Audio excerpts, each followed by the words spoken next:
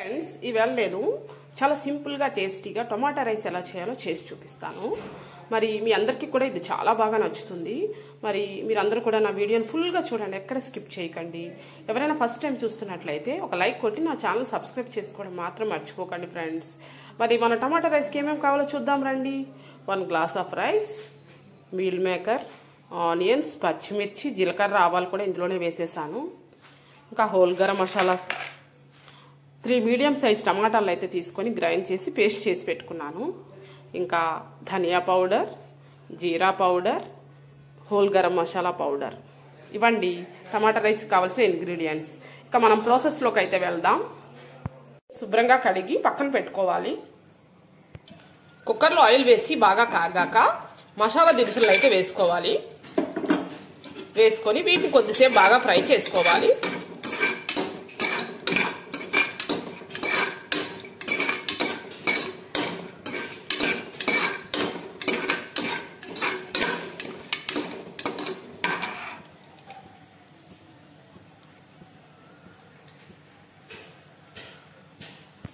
మసాలా దినుసులు అయితే బాగా ఫ్రై అయిపోయి ఇప్పుడు నెక్స్ట్ దీనిలో ఆనియన్స్, పచ్చిమిర్చి, జీలకర్ర, ఆవాలు అయితే యాడ్ చేసుకొని గోల్డెన్ బ్రౌన్ కలర్ వచ్చే వరకు బాగా ఫ్రై చేసుకోవాలి.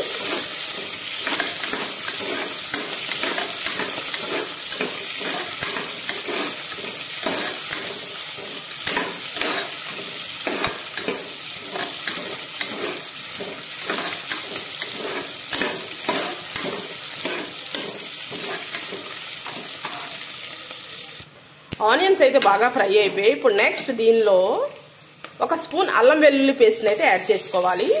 దీన్ని పచ్చివాసన పోయే వరకు బాగా ఫ్రై చేసుకోవాలి.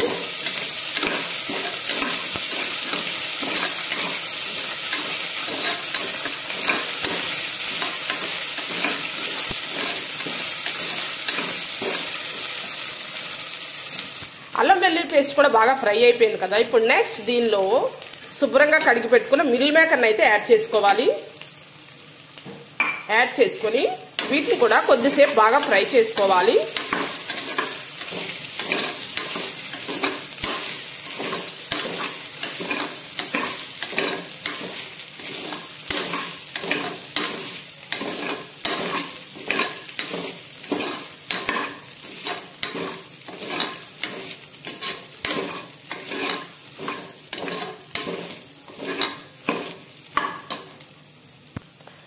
ఇప్పుడు మిల్ మేకర్ కూడా బాగా ఫ్రై అయిపోయి నెక్స్ట్ మనం దీనిలో ముందుగా గ్రైండ్ చేసి పెట్టుకున్న టమాటో ప్యూరీని అయితే యాడ్ చేసుకోవాలి. యాడ్ చేసుకొని దీని అంతా ఒకసారి బాగా కలుపుకోవాలి.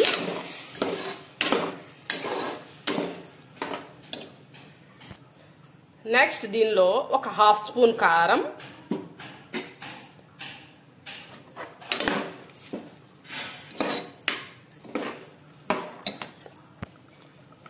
ఒక 1/2 స్పూన్ పసుపు,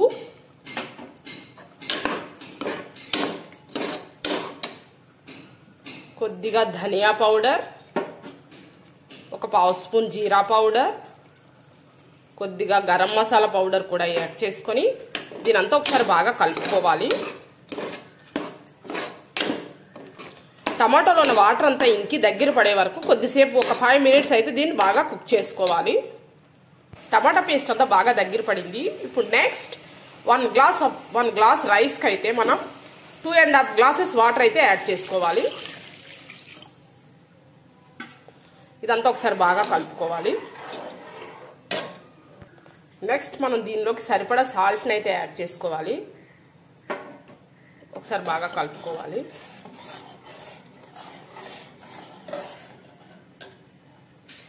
నెక్స్ట్ మనం ఇందులో ముందుగా కడిగి పెట్టుకున్న రైస్ని అయితే యాడ్ చేసుకోవాలి. యాడ్ చేసుకొని ఒకసారి బాగా కలుపుకోవాలి.